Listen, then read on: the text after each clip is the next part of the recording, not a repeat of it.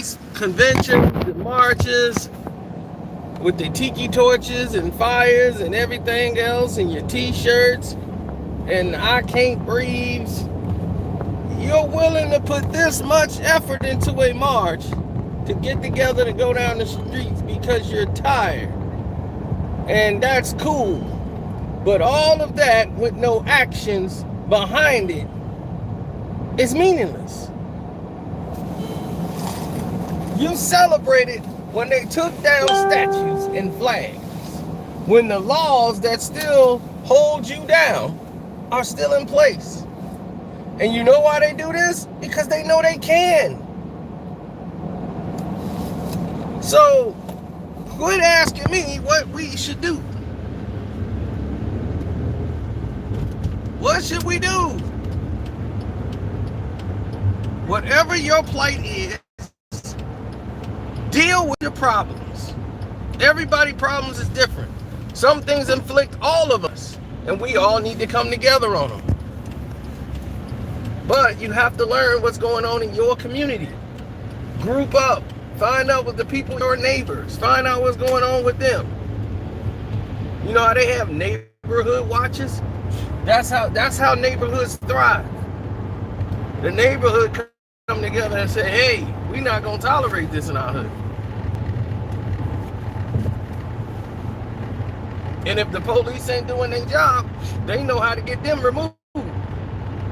They know who running for office and how to get them up out of there. They know how to make money, not go and get allocated to that person.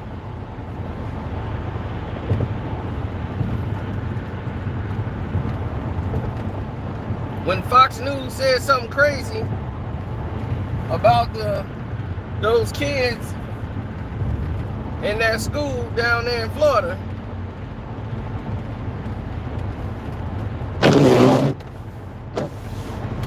they didn't say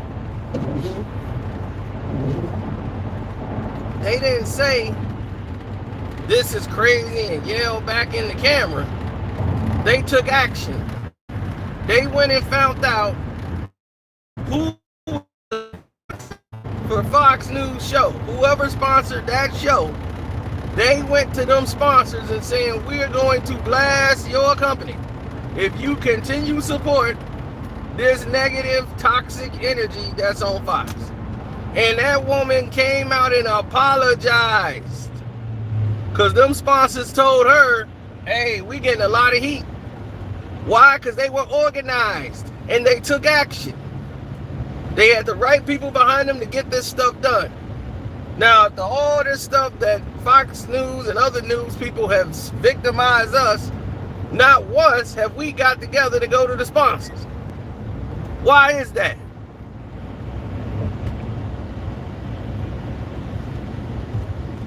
Not organized. They had one incident at a massage parlor. Next thing you know, President Biden is cutting a check for the Asians. Where's your money? I think y'all the one put him in office. Where's your check? So stop complaining and get active.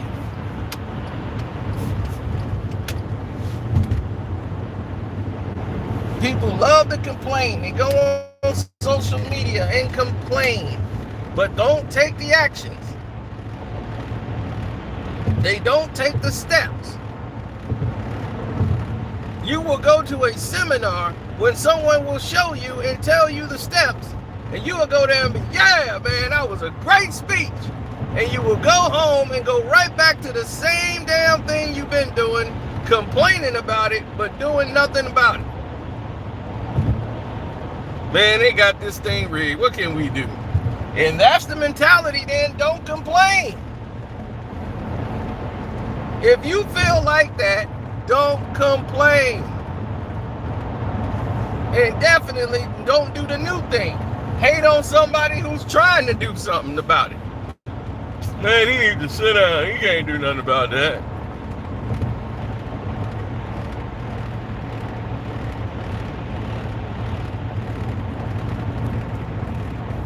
The name of the game is take care of your own. If everybody got together and took care of their own areas, we wouldn't have these problems. We would be unified. This is why in the 60s, in the 70s, in the 50s, the longer we go back, the stronger we were. We get weaker each generation. Weaker and weaker and weaker. Why is that? That isn't strategized? You don't think that's strategy? Look in your area now. I bet you see a whole lot of mixed people. In the 80s and the 90s, it was a lot more dark-skinned people walking around, wasn't it? Now everybody mixed and everything. You like, man, where all these light-skinned people come from?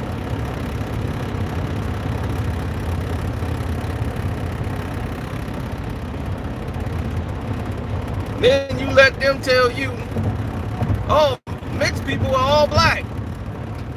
Where they do that at? So if somebody mixed, they black. They can't be white. They black. Boy, I tell you.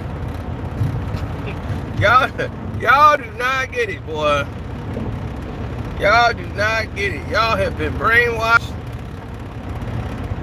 by these people. And it is crazy.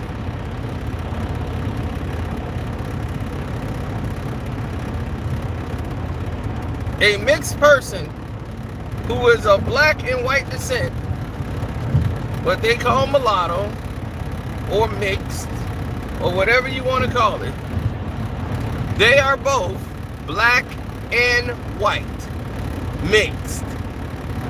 So they have the right to claim themselves as white and black. Just as much as they claim white or black, they can claim themselves as white.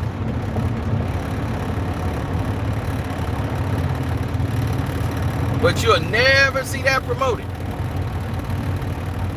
Because they want you to believe white is pure and innocent and this is crystal clear. But everything is black. Oh, just throw it with black. It's diluted. Throw it with black. It can't be us. We're pristine. That's how it was created. And y'all sit there and follow the model that they set. Y'all ain't black. It's crazy. No, she mixed, she black. If you got 1% black in you, you black. It's like, who made that rule? They did that. Because they think you can't be them. No way. If you're mixed, you cannot claim you're white. Well, then what make you think they can say they black then, if that's the case?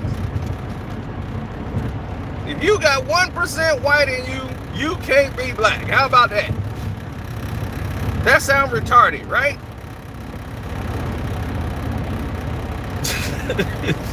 Sounds retarded. But that's the brainwash they teach you. And I know how many black folks then told you that. I know, I haven't seen the majority of you, but I know you've probably been in a black folks' house and you heard that before. But they got 1% black in them, they black. I don't care what nobody say. You've heard that before.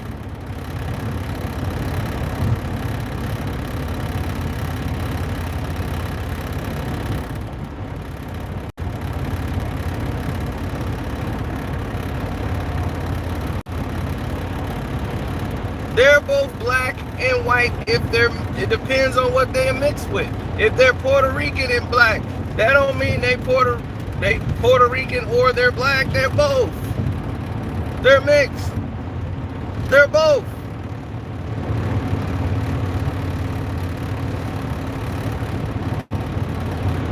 But that's how they mind screw you. They let you spread their philosophy. Because they want you to say all the mixed people are black. So they can classify them as black. Not mixed, just black. And they want you to get mad at those people who say they mixed. Like, hey, I'm mixed. I ain't finna like denounce my mother's nationality and everything else. Hey, what you mean? Your father black, you black. You know, they people get mad about that. And I'll be like, for what? She's mixed. Was she supposed to not? She's supposed to denounce her parents? Who she is? She had no choice in the matter when she was born. It wasn't like she was in the line trying to pick out what she wanted to be.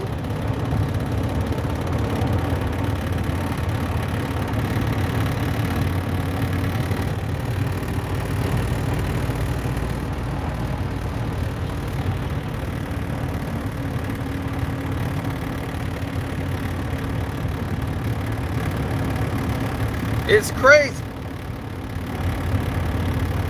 They're doing so much mental damage to everybody in the game. They're screwing y'all minds up with foolery. Common sense is lost, and when you're not using your mind to think, you're regurgitating the last word somebody else said. It's like people who go off saying LeBron James is the greatest of all time. That's why they say it so much, because they know it's going to come out of somebody's mouth. But he's the greatest player of all time, the greatest player ever. And he's for people that don't even watch the damn game. They said it on ESPN a lot, and now it's pouring out in people's mouths. Because they know that's how it works. That's why they use it in politics. They pass a tagline, "This is unorganized government." And they'll pass that around. This is just unorganized government. You'll hear that come out of every newscaster's mouth. Next thing you know, somebody be at work talking about it's unorganized government. They don't even know what the hell that means. But they're regurgitating it because they heard it on the news. So the news must be right. So the matter is this. If you're not going to solve the problem, stop complaining. If you're not going to be part of the solution, stop being part of the problem. People love to talk smack from the balcony.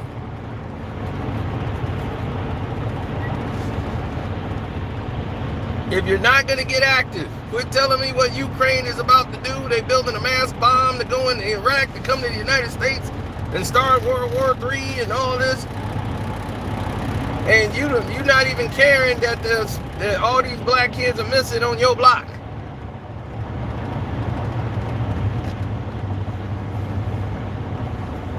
But you're so concerned about Ukraine.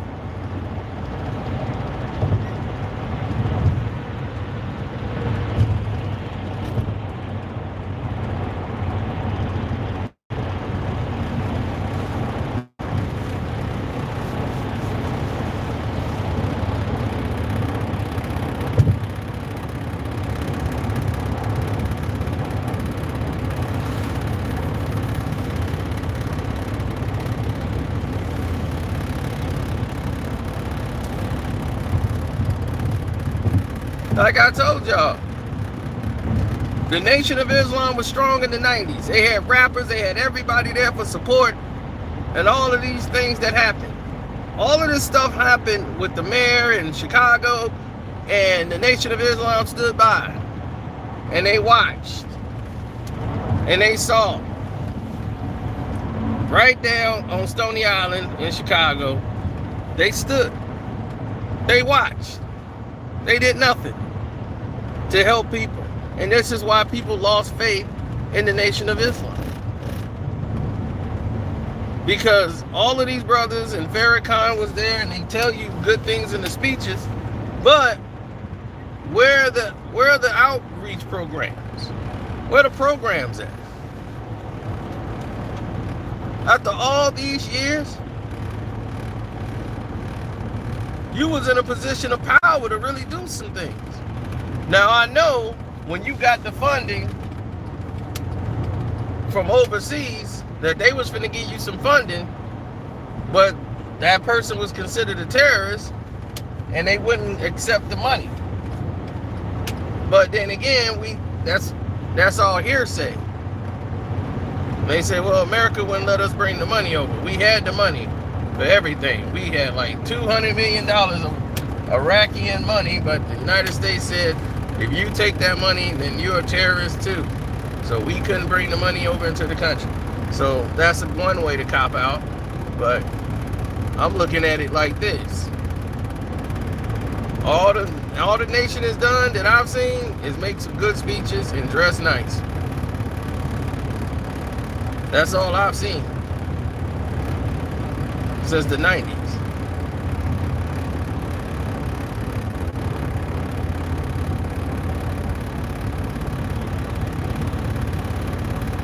And I'm like, why ain't nobody calling them to the table saying, hey, okay, Farrakhan, you made a lot of great speeches and you said a lot of good things.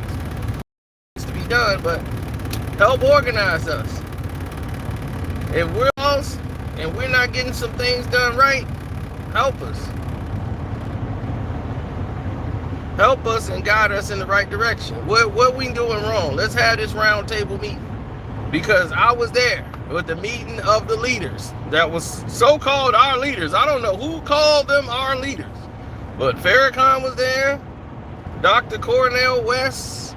I mean, they had everybody at this round table, and they had to answer all these questions from the people of the city of Chicago, and none of them had the answers. And they were promising they was going to turn things around.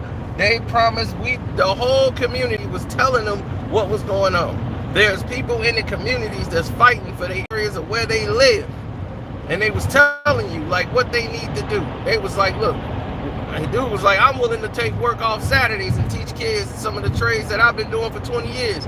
On Saturdays, I'll hold some classes on Saturdays. If I got to do it in my garage, I'll do it in my garage and teach some of these boys some trades, man, so they can save their lives out here. He's like, because they ain't doing nothing but going to jail. We ain't got nothing out here. How do we have no recreational centers? Nothing. Nothing. I mean, the Nation of Islam don't even have this. If they do, where? Where's the recreational learning centers in that area? They had the bakery.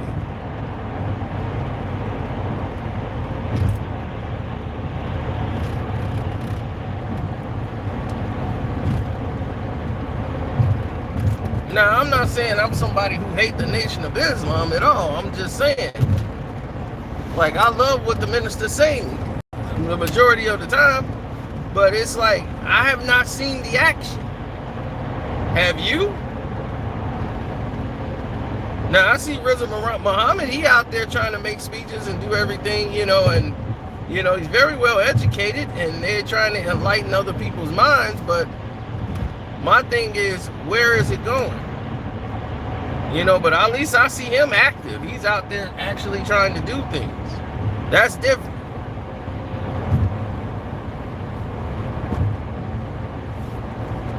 And you got a lot of people who are actually of Muslim faith who are not part of the nation, but they're out here trying to make things happen. You got groups out here and people trying. They trying to get it done. They trying to get it right, but they have no support from the government. They have no support from any system or anybody in the world trying to really help them out. Now, all these other organizations, everybody's helping them out.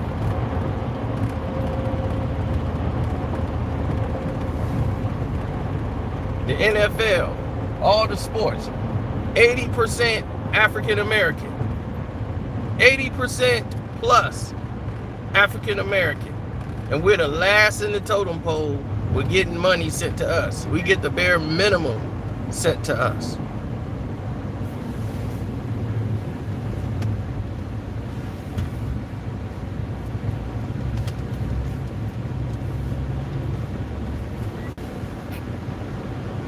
Every sport in which there are African Americans, right?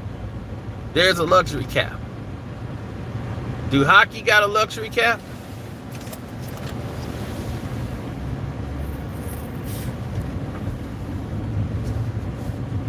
Do soccer has a luxury tax?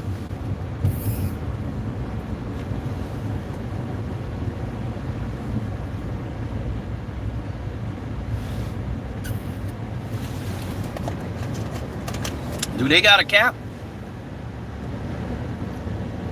Tennis players can get what they want. That's why I told everybody to go to tennis. If you want to play a sport and you want to get money, play tennis.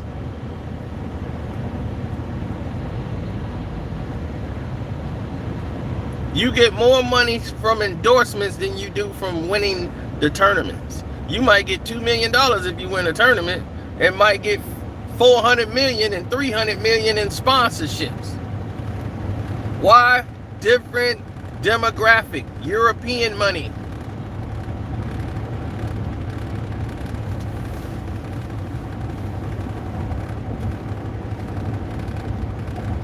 Yeah, golf. If you could play golf, golf is harder for you to break through. But tennis, that's going to really crack the door open, because there's naturally athletic black girls and black boys with speed. Some things that, of course, you need to be taught, but a lot of things you could do naturally. Reflex muscles, hand and ball eye coordination, and all that stuff.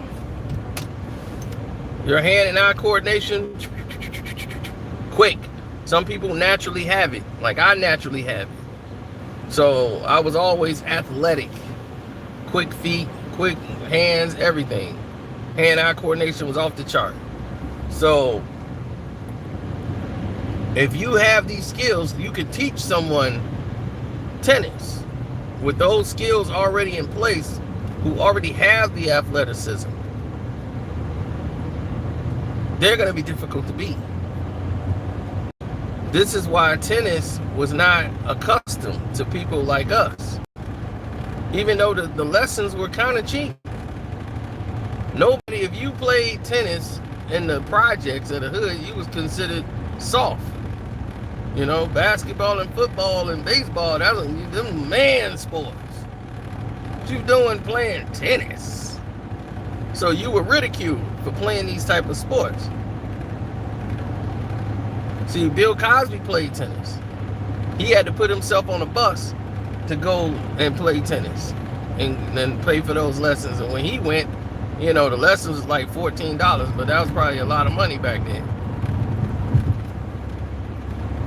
But he wanted to learn.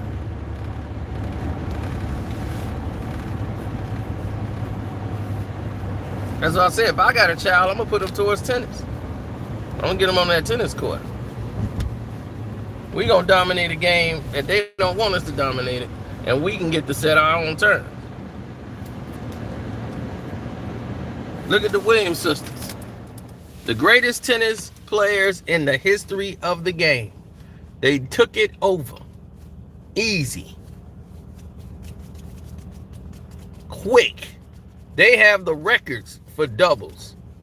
They don't even talk about that. Nobody will beat their doubles records. They won the Olympics. Like, how many times? That's how good they are. Mostly trained by their father. Crazy man with a dream.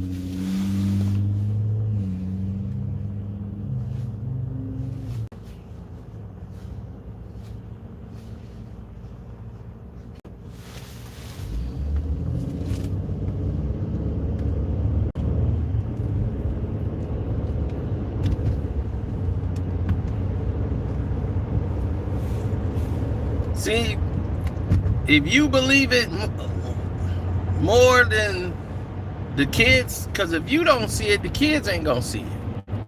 And if you see the vision and know in your mind where they gonna go, the kid like, man, this is really can happen. You could put that kind of thought into somebody's head that it's possible. I'm telling you, that happened to me. I told you it happened to me. I was just like everybody else. I used to think that stuff wasn't achievable. I'm like, man, they pick stuff for people like that. I told you, then Kale from around the corner is on television. And I'm like, I just saw this kid breakdancing in the streets. Now he's on Nickelodeon? Like, wait a minute, what the heck is going on here? How did that even happen? Because that was just unheard of for us. And then he becomes the biggest star, the first show, first time in history, the network beat Disney. Disney was #1 until that was the first time Nickelodeon took over and had beaten Disney with all that.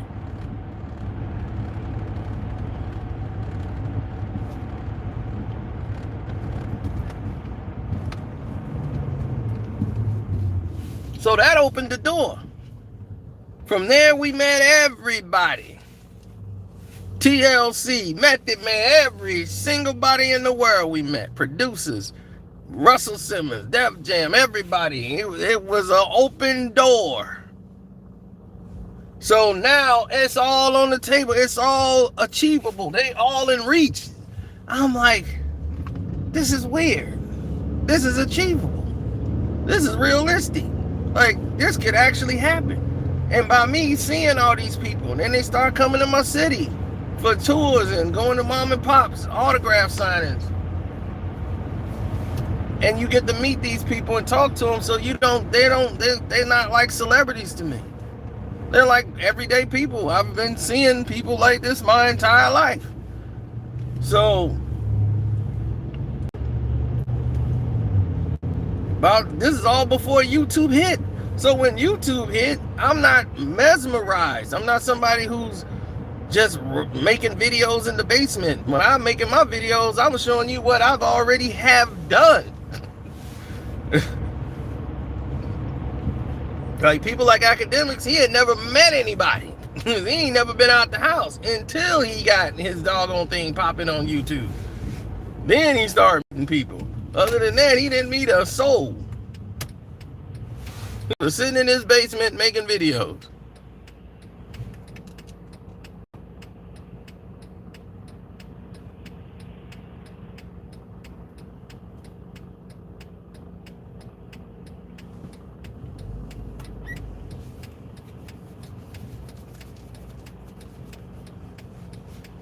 Even back then, most rappers were broke. They were broke.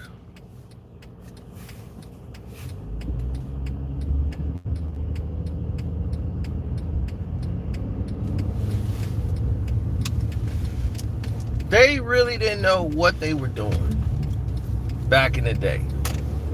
Like, most of these rappers, because a lot of this money was new.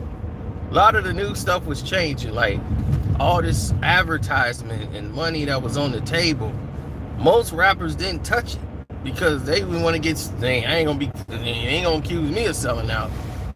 Budweiser tried to give Nas a whole bunch of money for a commercial and he turned it down instantly.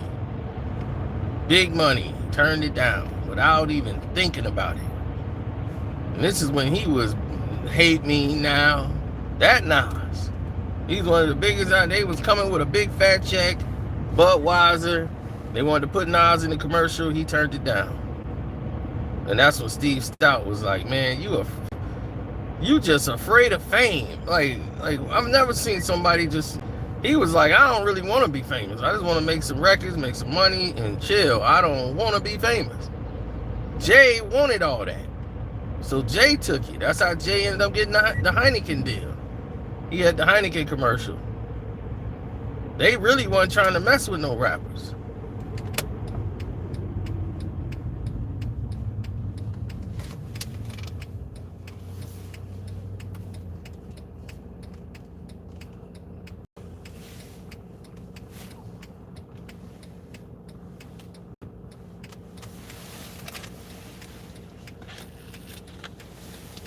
Sorry if it got all preachy on you, but I had to, I just had these conversations, man. It's like, why y'all keep telling me, like, what is it we need to do?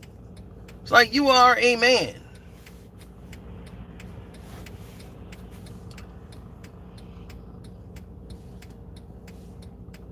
As a man, you should know what to do.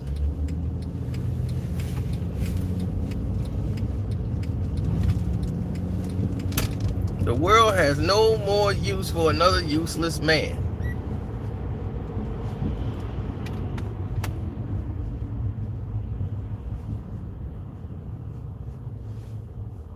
Dude, 22 years old, don't know how to wash clothes.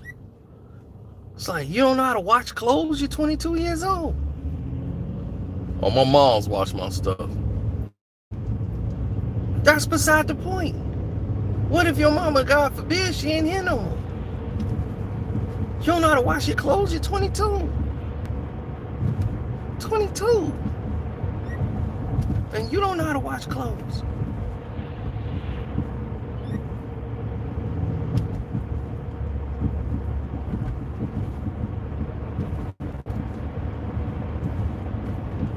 So I get frustrated when men don't beat men. You know, it's like, come on, man, y'all better than that.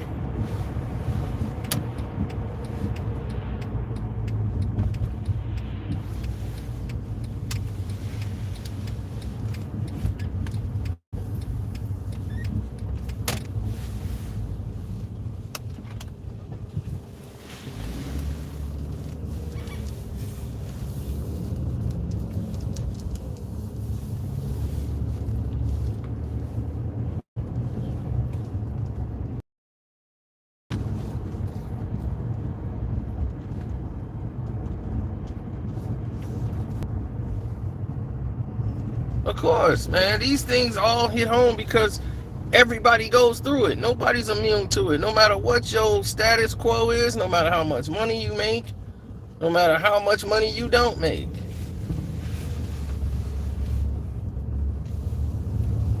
Everybody goes through these same hurdles, these same walk of life.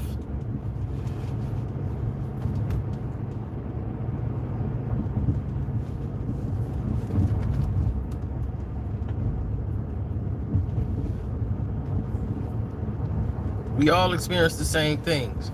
We all see some of the same things. So a lot of it is similar. There's a lot of useless men out there that looks like us, that has our complexion, the whole nine. And they just enjoy being useless. Why, I have no idea, but they seem to get a kick out of being useless.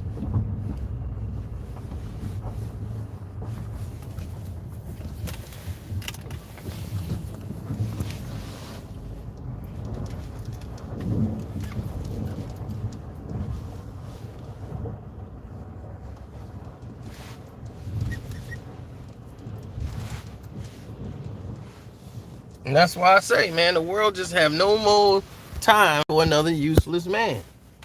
There's too many useless men out here.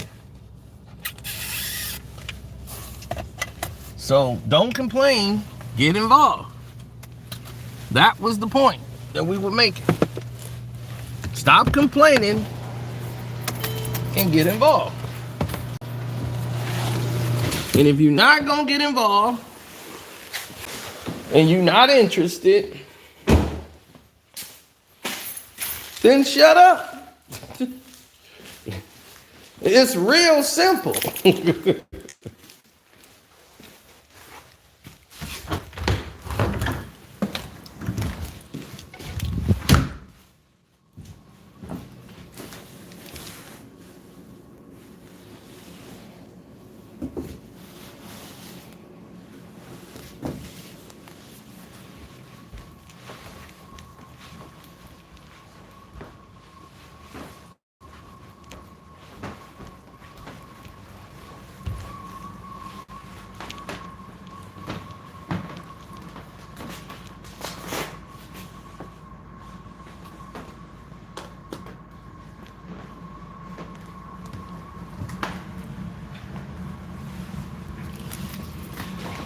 Well, it's parenting.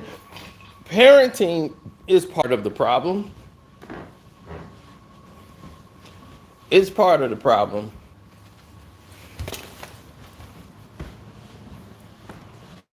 But also, there's a lot of people who didn't have their parents and they became stronger.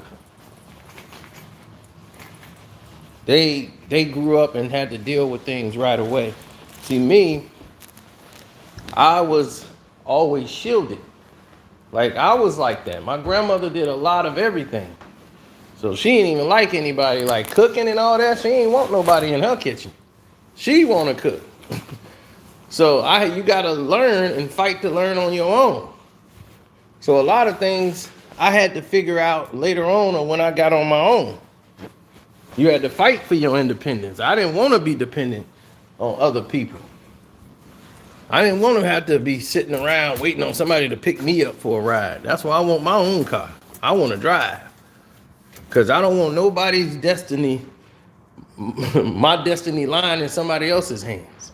I want to be the one to determine my own destiny. I don't want to be somebody in the backseat of a car dying in a car accident because an idiot's driving. That's why I like to drive. I'm going to drive. Because I'm going to be responsible for me.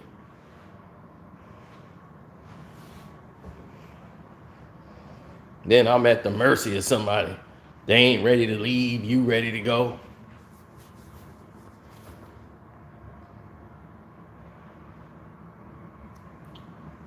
I know. We all had hindsight. We all would go back and we would make very smarter decisions.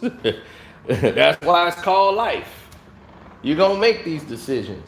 And nobody's perfect. You've seen a perfect person before? Nobody was perfect.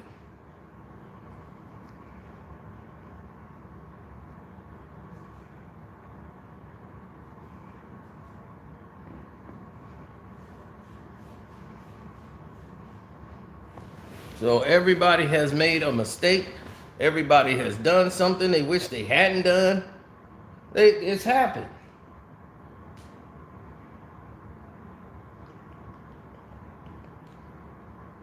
You know what I'm saying? Like, I'm not.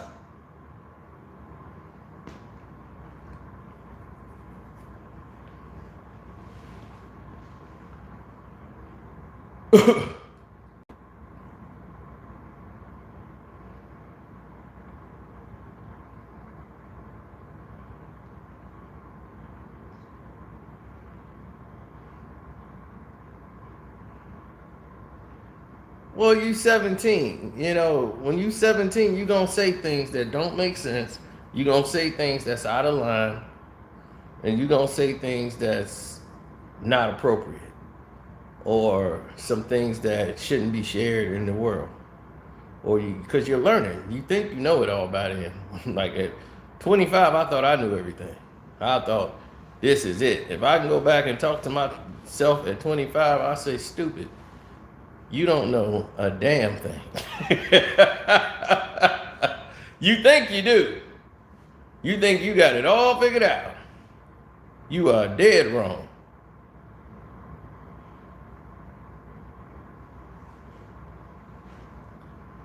But when you start seeing your loved ones pass, it grow you up. When my best friend was killed, it was like, man, I got to get off this Ferris wheel. Like I was going nowhere. At that time, it was like partying every day. I got a job, I'm making money, but I'm partying and kicking it every weekend.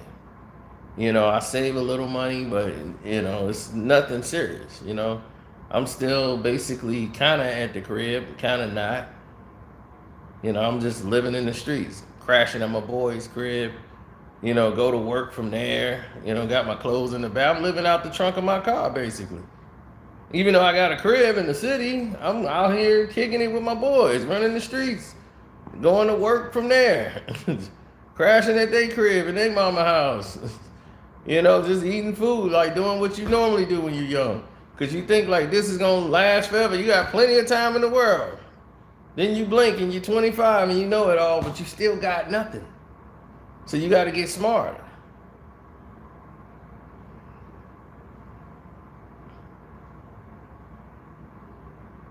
Right, I was the flyest dude in the world. I was the Willie Esco kid. I had it all.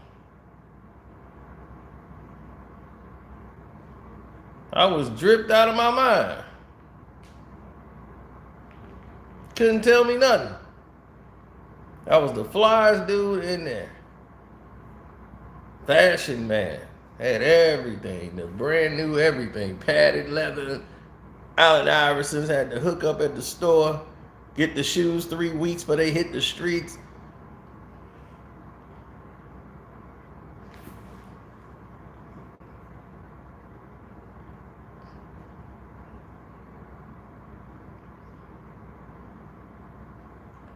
When people start passing away, you're forced to mature. My grandfather passed, and and it was sudden. So, like, he went from not being sick that anybody knew of to he gone. He fell down, he went to the hospital, next thing you know, he dead. It's like, whoa, dead. Like, how did that happen? He was talking, everything was fine. Now he's just gone? That don't even make sense.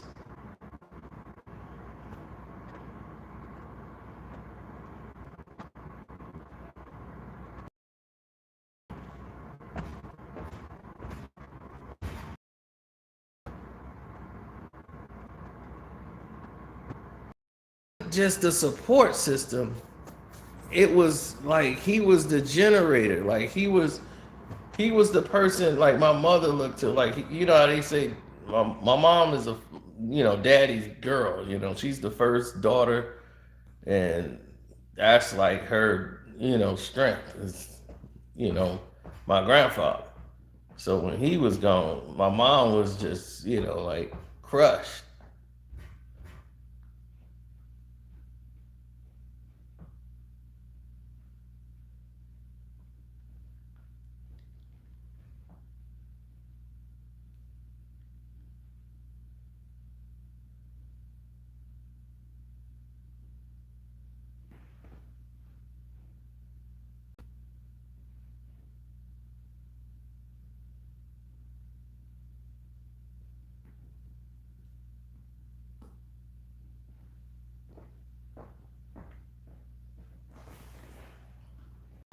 Well, you got to ask yourself something.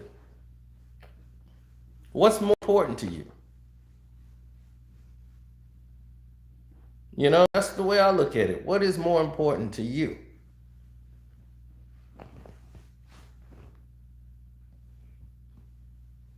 You have to assess situations as they present themselves. So you got to ask yourself, what is more important to you? What is more pressing that you need to address as a man? And say, I need to address this. This is a more pressing issue that needs my attention. That's what you got to do. And say, okay, write things down. I know it sounds like real corny and real like, oh, like, one of those infomercials and all that, but no, it's serious. If you don't write it down, it doesn't become real.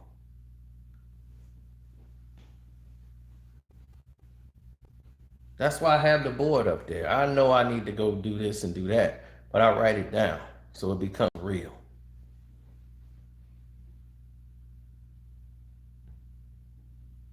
Because I know I have to do it. It's written down, it's real, it's in front of me.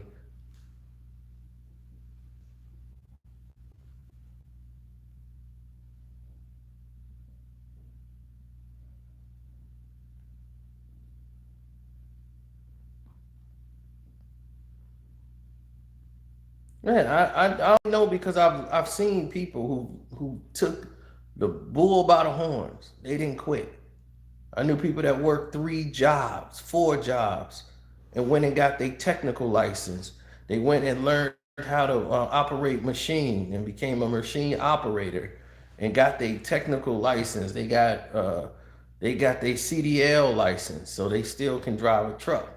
They trained how to drive an 18-wheeler because their uncle showed them.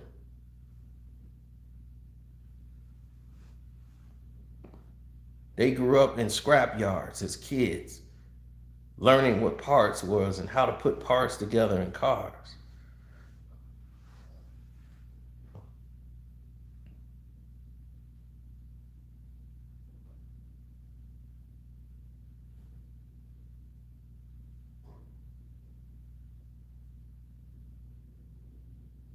See, they teach you don't get in debt, right?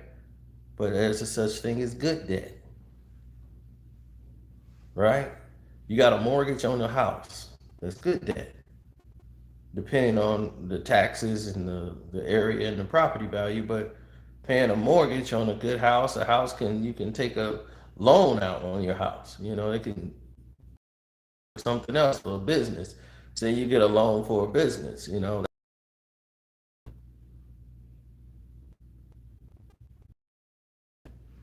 Your home can be used as an asset. Liability. Cars normally are liabilities, but they can be assets if there's something pertaining to your business. You have to learn the difference between the two. But I'm going to leave it right here. Of course, good debt will build up your credit. That you're absolutely correct. So, on that note, though, I'm going to get out of here because it's time to roll. I got to get to work for y'all. I updated the Patreon. We did the Stephen A. Smith video. We spoke a little bit on it. That's like basically part one. We might do some other stuff later on just to let you know, but that's just it for right now. I'm out. Deuces.